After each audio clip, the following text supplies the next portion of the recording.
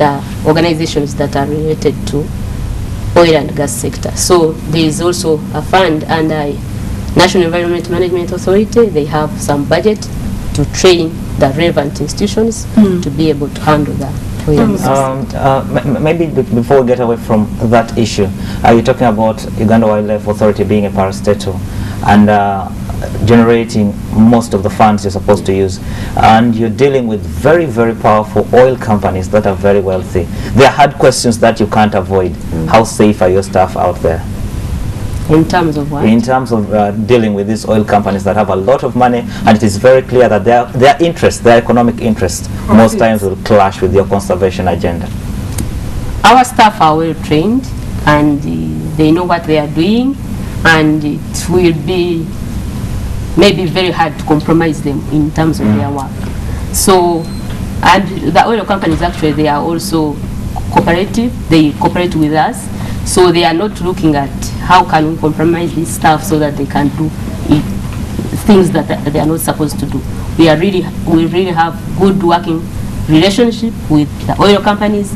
They also trust us and they respect our work. So we really think that our staff on the ground will be able to manage that. And maybe to just add on what Justin has just said. Yes, we know that we have staff working closely with the oil companies, but what we have done deliberately is to make sure that we keep control. We are still in charge of our staff. If there are any payments that have to be made for the services that these staff of ours have done for the oil companies, those payments are done directly to our organization, and then we use our normal financial regulations to disburse the payments to our staff using our rates, using our financial regulations. And that somehow removes that risk of having our staff getting compromised, because they are working with the oil companies fine, but they have no link in terms of exchange of money and so on and so forth. Mr. Edgar, let's talk a little bit about the aspect you just brought in, control. You are a parastatal body, yes. The oil companies, the questions of oil are very, very complex. When Mrs. Justine mentioned trust, I got a little bit pulled back. Have you been dragged into trusting these companies that much? Are you drawing examples from other countries where environments have gone to the dogs as a result of early trust? How cautious are you trading in that regard of trust? We are very careful. We are aware of what you are saying, and the trust that we are talking about is on principle. For example, we are working with Total. In addition to the guidelines that we gave out, we came up with an MOU, a memorandum of understanding. If they are going to use our staff, this is what we expect them. These are what we offer our staff, and therefore we expect that they will also pay the same, but through our own systems.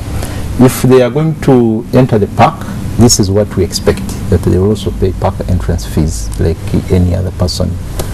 We can negotiate and say maybe because of the volume of the number of people that will be entering, we can give some concessionary rates, that's fine, but the principle remains that they pay for the services.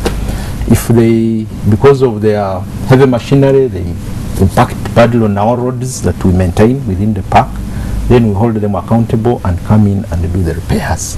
So that is the kind of working that it's a principled working based on a memorandum of understanding that we've signed with these companies. Oh, Ms. Justin, Ms. Justin, control still. Let's get away from the MOUs and the paperwork and go to the reality on the ground.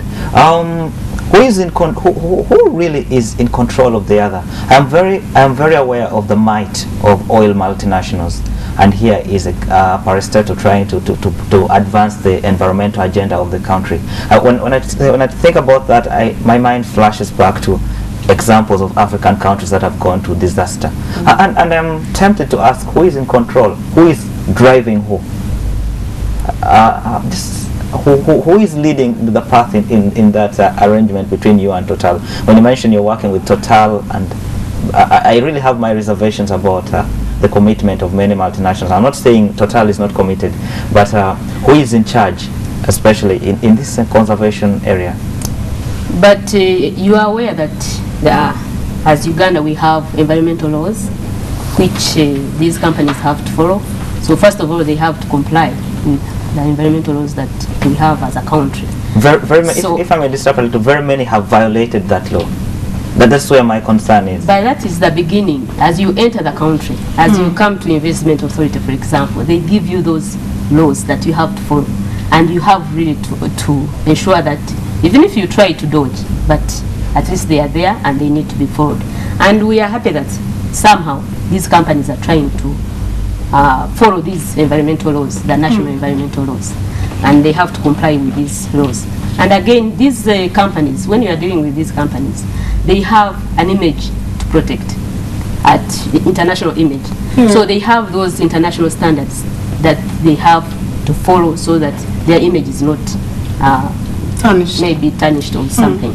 So they ensure that they follow those international standards in addition to the environmental standards, the national standards, and they try to comply with those different standards. So as Uganda Wildlife Authority, we also come in at our level to enforce some of those, our Wildlife Act and the guidelines, and we have other tools we have developed, the sensitivity atlas, for example, that guides these oil companies where to go and where not to go, which areas are more sensitive than the others.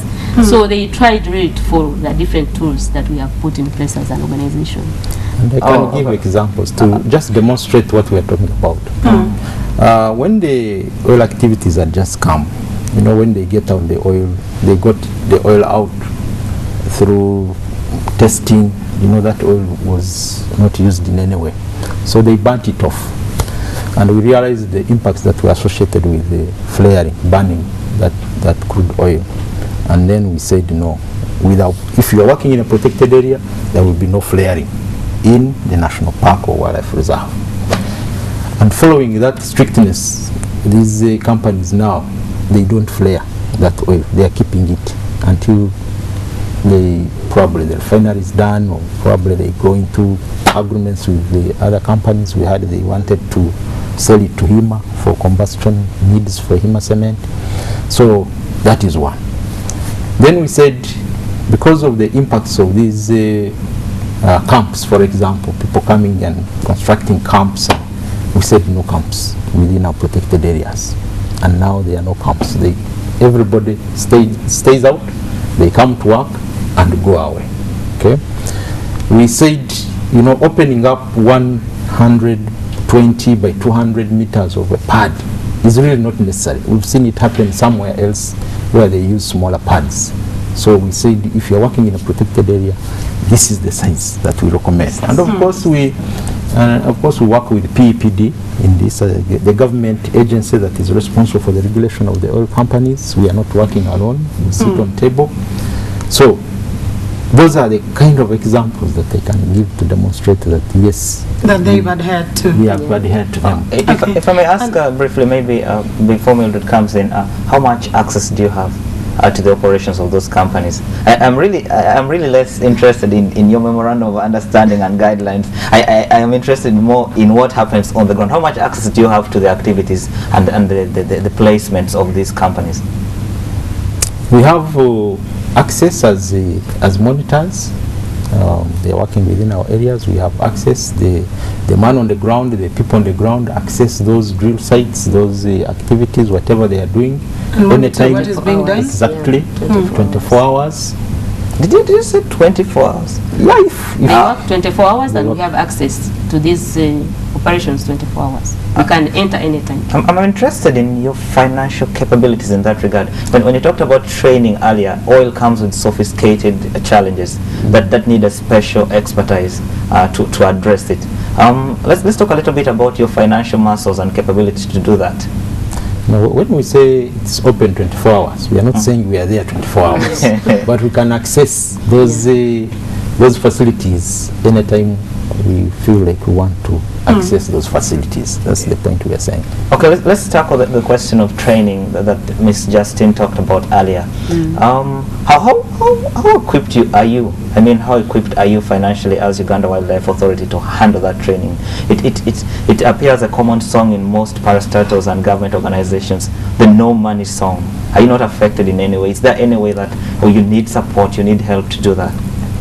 Yeah, we have challenges, of course, of funding for training, but we are working within our means to ensure that we have some basic training for our staff. We have collaborated with other partners. We have worked with WWF, the Wildlife Fund for Nature, to train some of our wardens. So we had funding from WWF. We have worked with NEMA in terms of training. They have also, there is the project which, the national project, the government project, the Oil for Development. It has funds also for training.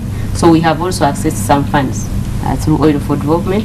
But as an institution, we have also put aside some good money for training, and we have facilitated our staff to go outside the countries. Our staff have visited Canada, they have visited Gabon, they have gone to Ghana, they have gone to other countries to see what is happening in terms of oil and gas and how they are managing the different impacts in those countries. And we are planning also to expand our training. So we have some funds specifically to carry out training, but in addition to what the government is looking at. You're fighting tooth and nail to see that you fulfill. To the viewers out there, we're talking about oil and gas exploration vis-a-vis the nature, the need to protect the natural environment of Uganda. And since most of these explorations are done in protected areas, and of course having representatives from the Uganda Wildlife Authority, you can get to call us in. The numbers will be displayed right down on your screen. You can get to ask any question. Probably you're in the Albert and Graben and you are asking very, very many questions that have not yet been answered. You can get to call us right now and those questions will of course be answered. We are not talking about the quantity of oil, how many barrels we have, how much money we have, and how property is going to be shared, but we are specifically looking at the environmental impact. And I'll straight away move on to you, Edgar.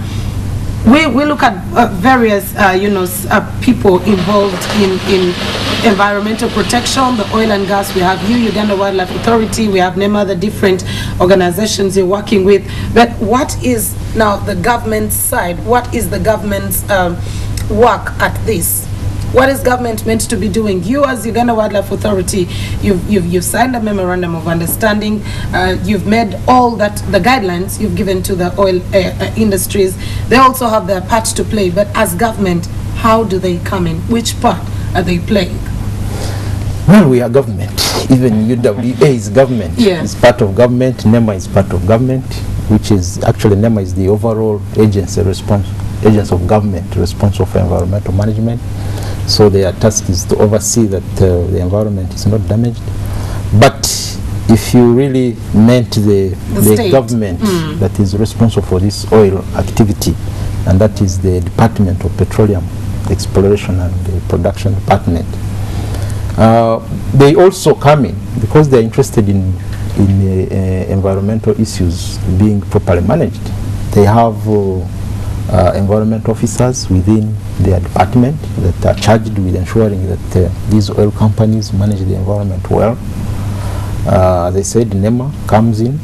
We have other government agencies that have concern. If you look at Machizon, it is surrounded by water bodies, so we have water department, especially the water resources management also coming in.